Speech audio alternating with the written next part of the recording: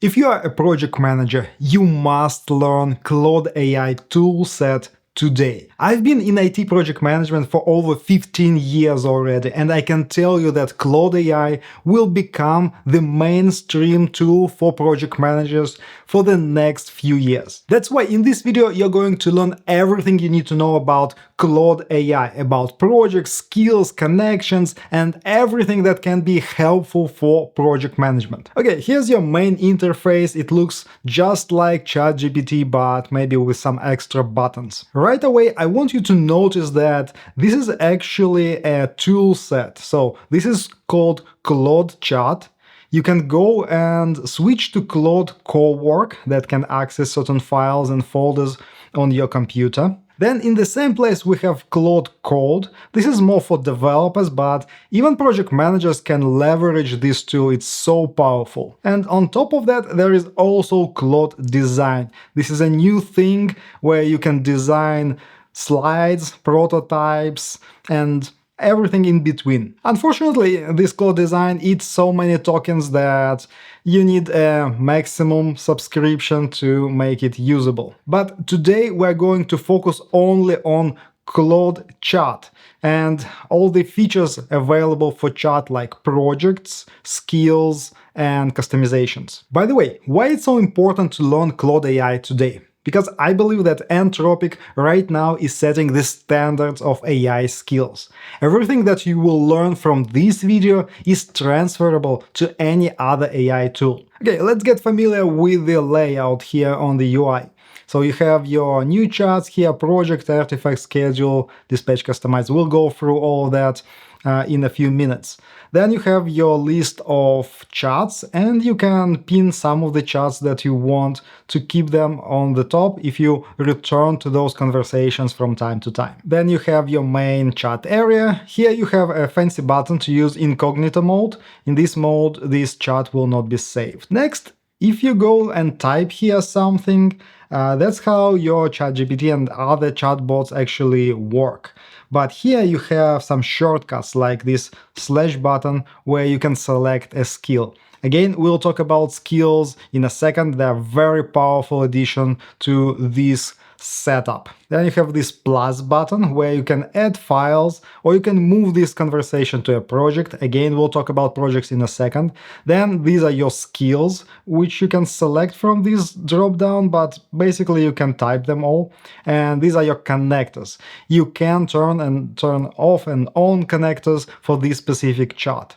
And plugins. Again, we'll talk about all of that in a second. Just remember that this is your place where you can find all the functionalities if you don't know how to invoke them through the chat itself. Next, we have this switcher between chat and Cowork. Today we are focusing only on chat, but if you want me to create a separate video on Cowork, leave me a comment below. I may publish a new video separately for Cowork. Next, we have this switcher between models, and you can tell what model to use based on what's in the description of this model.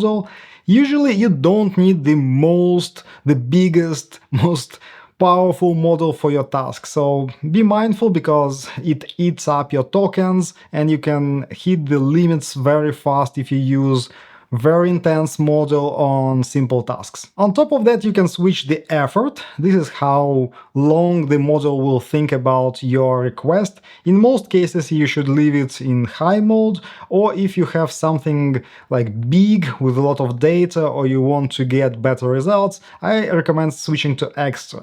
In most cases, using max thinking is not cost efficient. And you have a separate switcher to allow AI to think more about your tasks, and basically it will probably break it down into multiple steps and think through it and then combine all the findings into one answer. Last but not least, you have these dictate button, and I strongly recommend that every one of you stop typing your prompts and instead you hold this button, dictate the prompt. Even if it's messy, even if it's unstructured, it will be much more valuable for the AI rather than your short text that you type and you avoid like spending too much time on providing all the details.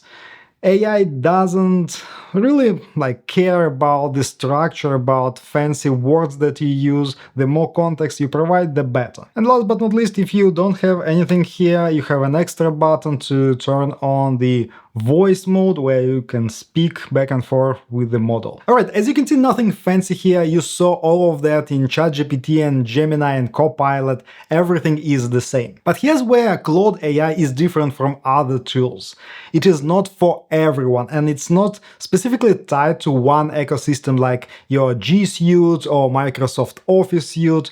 It's specifically designed for professionals who work with other tools. That's why let me show you first the Customize section. So today it's in the settings and you have 4 different areas here: skills, connectors, plugins, and memory.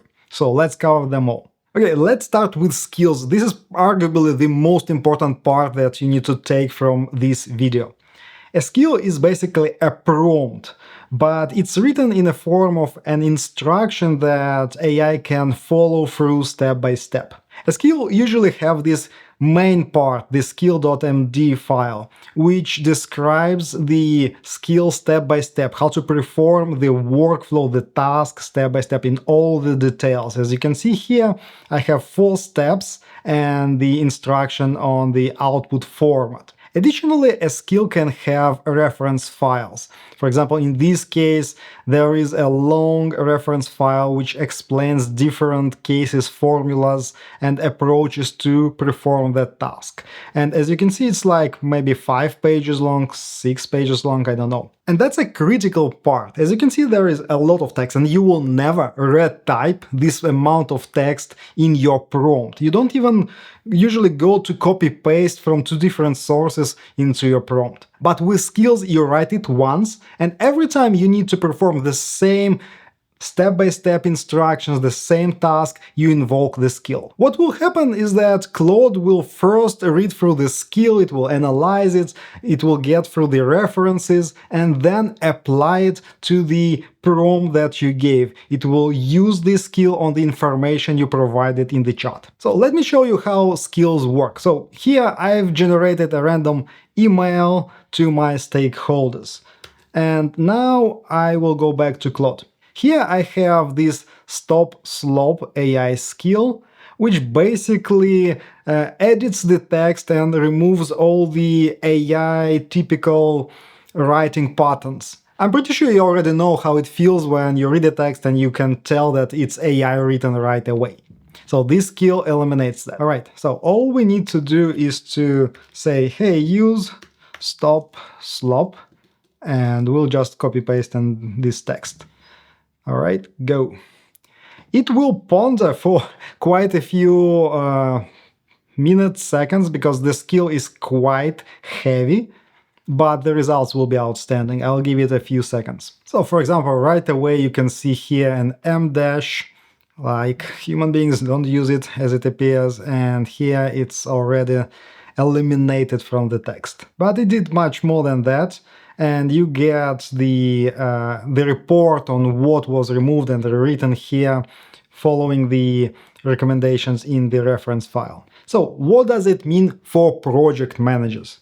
In essence, if you do a certain task more than once, you can and should create a skill. So for example, if you write user stories, you can create a skill that will always format those user stories according to your guidelines. You can create a skill that will convert messy transcripts into actionable plans. Or for example, you can create a skill that will take all the messy exports from Jira, from your notes, from some other tools, and create a progress report. And it will do it in the same format and maybe even take the information from previous report and combine it into the update. And the sky is the limit here. Anything repeatable can be transformed into a skill. Think about writing project charters, PRDs, performance reviews, analyzing the same data in the same way, and so on and so on. But here's the craziest part. You don't even need to write those skills yourself. Because let me show you one powerful tool right inside Claude. So, out of the box, Claude comes with a skill which is called Skill Creator. And this skill helps you to create skills. Let me show you how to use this skill. So we'll start with a new chat and I'll type just use and then /skill creator. And then I'll dictate what skill I wanted to create. For example, create a skill that will take my messy transcripts of meetings and transform them into user stories using the Gherkin syntax. All right? I will just let it go. It will take some time here because it will read through this skill creator skill. It's quite a massive skill. And then it will start building that skill for me. And this is why I like Claude more than other tools. Whenever Claude feels like it doesn't have enough context to provide you the results that you want, it will ask you additional questions, even if you don't prompt it to do so. In this case, what should be the output? Well, full user story. That sounds good. Meetings usually surface more than one feature. Should it pull multiple stories per transcript? Yes. As many distinct user story as the transcript supports. Nice. Want to test the redundancy? No, let's just draft it. As you can see, without answering these questions, AI can go into multiple directions and write user stories in different formats and styles. Instead, Claude asked me where it should go. It's important because other tools like ChatGPT and Gemini usually don't ask questions. Instead, they just go and generate something. Maybe at the end they will say, hey, I actually didn't know what you want at the start, so maybe if you clarify, then I'll redo the whole work.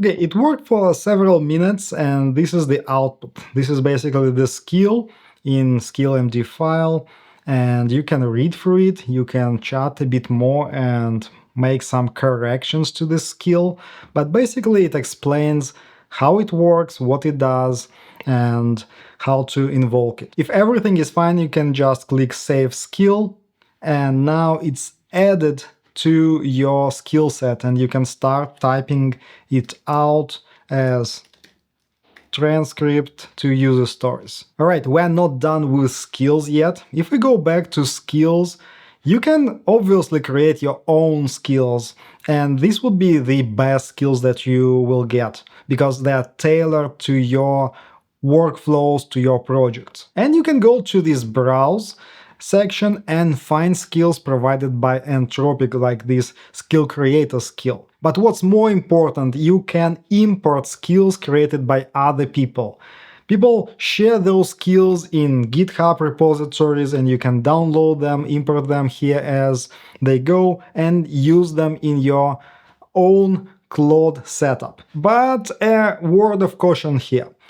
These skills can be used in a malicious way. So you should be checking what's inside the skill, at least you need to read through it, or you need to trust the provider of the skill. And second, which I think is even more important, you need to understand that these skills are tied to this account and this instance of application. So if you created, for example, a skill at work, you want to save that skills MD file into your Google Drive so that you can reuse it on other devices and maybe in other jobs. Let me show you another crazy idea on how to create powerful skills. So, for example, I have a long chat here. It spans through many pages of texts, back and forth, how to do it, all the things that worked and didn't work, and corrections and everything. I used it to generate images for my heavy metal album I produced recently. So you can work with AI and go this back and forth and polishing of the workflow, and at the end you can say, hey, create a skill or use the skill creator based on this conversation. Again, don't type it, better to dictate it, but What it will do, it will go through this whole chart, use it as a context, and then write out the skill based on the corrections and nuances that we discussed. Once again, I love Claude for this. It read through everything, but now it's like, what do you want? Generic skill or specific skill? Let's make it specific. I want to work on my album folder, so just for the album's sake. And then it goes to generate those instructions.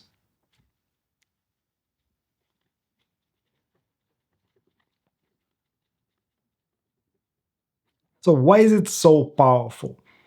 You can imagine that you can create skills that are specific for your project, for your niche, so that you don't need to reiterate all the details about that project. In this instance, it knows that I use Leonardo AI for image generation.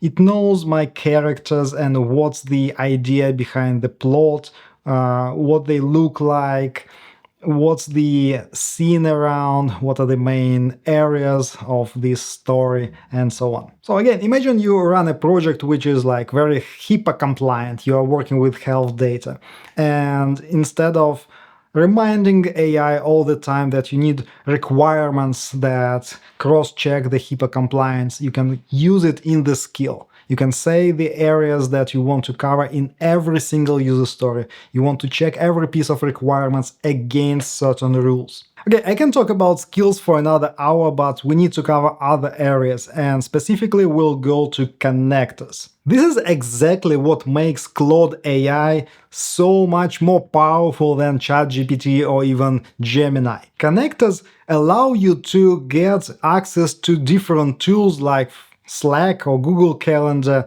and either read from them or even use them as if you are using them yourself. So for example, if you will add your Google Calendar as a connection, you can ask Claude to go and see what meetings you have today and even create a new meeting on your calendar. Now, if you will scroll down through this list of all the tools that are available for Claude to connect with, you already can see that that's the power of Claude AI. Everyone wants to be connected with Claude because everyone will be using it for many, many years to come. So for example, the most popular tool for project managers is Jira, and we can connect our Claude with Jira with this integration. All it takes is basically to click this plus button. It will ask us to use our login and password to authenticate with Atlassian. And because I'm logged in, it's already like asks me to get access to specific projects. And that's all, it's connected. So now we can basically go and use this connection in chat and interact with Jira and Confluence, specifically read from Jira and create tickets in Jira. For example, check the budget tracker project in Jira and tell me what user stories I should focus on today. So on the first attempt, it will ask you to get access, will allow. Again, Claude will ask permissions to get access to read and write in those tools that you connected with. That's the safety measures. That's how you prevent unwanted changes or like disaster situations. So basically what it means, Claude will not do something stupid unless you ask it specifically, and Claude will get a specific confirmation to do that stuff. So as you can see, it pulled out the user stories from that project and then explained why it thinks I should work on these user stories today. I hope you can see the power already. You can create a skill that will take transcripts and transform them into user stories. You will read them, you will work on them in the chat, and then with just one prompt, you will ask Claude to create those user stories in your Jira instance. But Claude can help you with other daily routine tasks like your emails. Check my inbox and let me know what emails I should answer ASAP. So for example, here's a contribution idea for my site. I don't want to do that. Write a polite rejection to the contribution idea and create a draft email for my review. Again, first time, we can allow this. Notice that I didn't use any specific codes or actions. I just use the narrative language, and AI understands how to use the tools, what tools they have access to, and what I ask it to do. By the way, if you find this video useful, hit the like button. It will indicate that you want more content where I teach how to use AI in project management. Next, we need to talk about projects. That's where you can put it all together and use all the artifacts, all the pieces of information that you have for your project in one place, again, so that you don't need to rewrite them, reconnect them, all lives in the project. I have several projects here. Let me show you, for example, one of them. So this newsletter writer. So what is the idea of a project? Inside the project, you can add contexts. So basically, you can upload file, connect them through different means so that every chat that you start has access to the same context. So in this case, I have PDFs that explain how to write specifically a newsletter, and a doc file, Google Doc file that has some information about whom I write for and what general information I want to share. And all new chats that will start in this project will have access to the same context. On top of that, every chat will have instructions, again, the same instructions that they will use across all chats, and you don't need to retype them all the time. So here's what you need to understand. The information between chats or context between chats is not shared, but every chat as a starting point has this context and these instructions. Sometimes you may want to use this memory as well, and you can review it and you can adjust it. So this is the memory that comes from different chats, so that this project has an additional layer of the context. Two main use cases you can start with is number one, where you have instructions here in the context. For example, you have a very specific instructions on how you do a certain piece of work, and you upload it here, and you change the instructions to say, hey, you must follow these instructions. And every time you type something or you put some information into the chat, it will use those instructions. Second is when you use this context as your project context. So you create certain files, certain reference documents that has information about your project. And every time you come here to chat about it, it's tailored to that specific project. And by the way, that's an important part to talk about. Most people expect that they get this powerful tool and they can start using it right away. It will know everything about their project and it can basically output the information they need. You need to spend a lot of time to generate the right context for your project. You need to write documents, you need to summarize some information, you need maybe to dictate some information from your head into the paper. And only then this AI tool will start talking about your project, not all the projects in the world that it was trained on. And it takes time and a bit of context engineering skills, because you can potentially put all the transcripts, all the information about the project, you can give access to all the Confluence pages, but that's just too much for AI to be useful. So you need to balance out the required information with the creativity of AI. Let me quickly show you how it works. So I will not start it from scratch, but you can see that I just copy-pasted a raw dictation of an idea I want to convert into an email. Then it uses all this information in the context and writes the first draft. Of course, I read through it, I think through it, and then I provided some feedback on what I like, what I don't like. In this case, I wanted to keep more of the story. And it wrote the second draft, and now it combines all together into one powerful ecosystem. So it gave me an email written following the guidelines in the project. But after that, I use an additional skill to improve this email.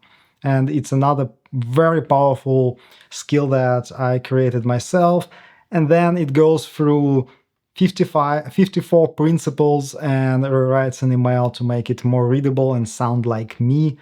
Of course, after that, I read through email again and then edit it out and make it sound like I actually wrote it. And this is probably the biggest takeaway from this video. The more time you invest into writing your own skills and perfecting them, and the more time you dedicate to creating the right context, the more time AI tool will save you. That's exactly why you don't see like hundreds of skills here or hundreds of projects.